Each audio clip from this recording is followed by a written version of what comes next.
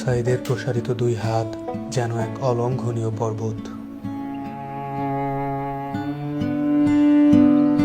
কোনো বর্গীর সাধ্য নেই যেটা অতিক্রম করে বাংলাদেশের মানুষকে স্পর্শ করতে পারে।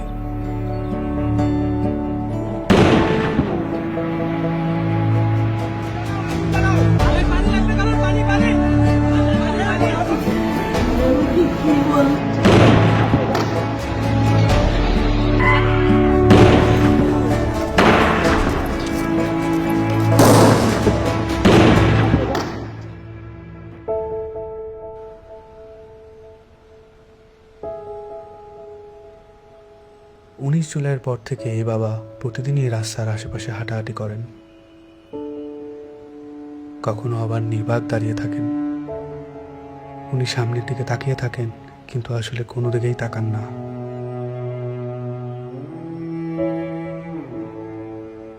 যেসব রাস্তা দিয়ে ওনার ছেলে হাঁটতো, ওইসব রাস্তায় উনি দাঁড়ালে উনি ওনার ছেলের রোম পান। আমার ছেলে মৃত্যু অবস্থায় যখন দাফন দিতে নিয়ে যাবে, এর আগে যখন দেখছি যে হাসতেছে, সে হাসতেছে, হাসি মুখ অবস্থা। ইভেন্টের কাজ করতো, শুধু বাপের কিভাবে একটু সাহায্য করে। কোনো আজে বাজে আড্ডাতে ছিল না।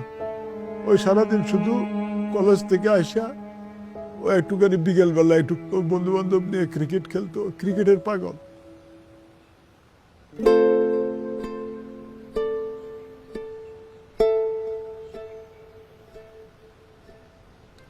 যে আমার পায়ের পাতা আছে এরকম একটা অনুভূতি হতো, কিন্তু আমি যখন হাত দিতাম তখন থেকে আমার পায়ের পাতা নেই, এরকম একটা প্রচুর অনুভূতি হতো। আমি অনেক কান্না করতাম। এই ব্যথার চেয়ে আমার ওই অনুভূতিগুলো আমার বেশি হতো, যে আমার পা আছে, আমি যখন হাত দিই তখন থেকে আমার পা নাই।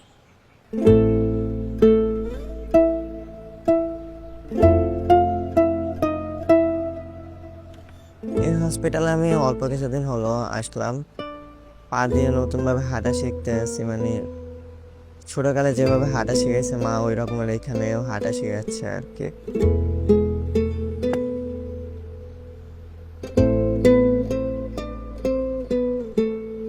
একটি প্রতিবন্ধী কিশোর, 7 বছরের বাচ্চা, ল্যাংড়া মানুষ যদি সংগ্রামে নামতে পারে, তাহলে আমি কেন বসে থাকবো ঘরে?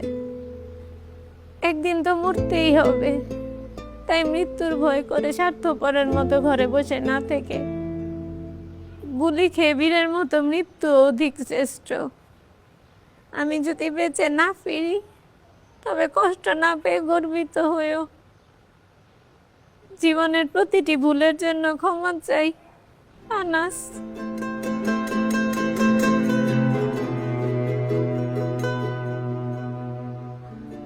আমার সন্তানের বুকে গুলি লাগছে, আর ছিদ্রটা হয়েছে আমার কলিজায়।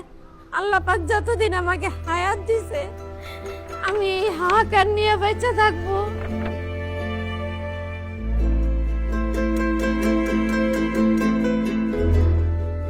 বাবা আসলে আমাদের একটা কিছু না, কিন্তু চকলেট নিয়ে আসছে। পিউ বাবা নাই বাড়িতে। তখন বাইরে গেছে আর পুলিশ এসে ওকে ঘুড়ি মেরে দিয়েছে। আই মিস ইউ পিউ বাবা।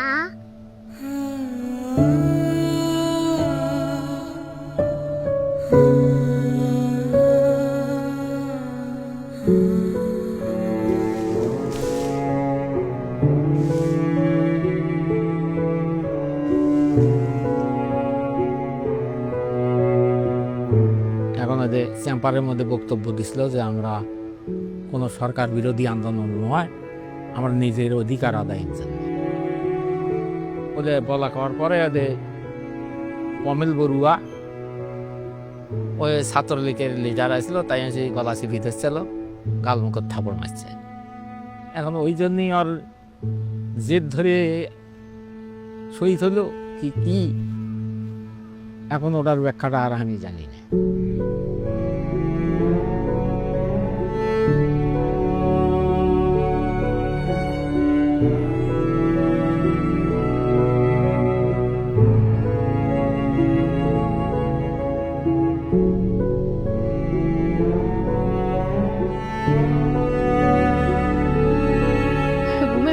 মায়ের দুধ খাইয়া ঘুমায়, সেই ঘুমটা ঘুমাইতে পারে না, তখন আবাইতে পাইয়া পাইতে পাই করে উলট ফুলট করে ঘুমের লেগে আবার উঠে খুলে লই।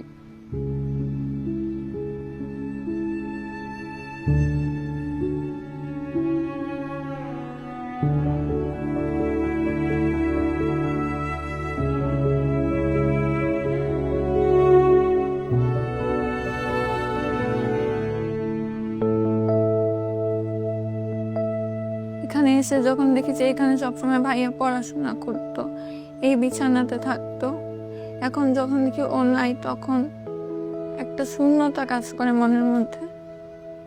খারাপ লাগে যখন দেখি যে ভাইয়া এই রুমে নাই। এই ছবিটা 18 জুলাই আমার আন্টি নাজিয়া খান ফেসবুকে পোস্ট করেছিল।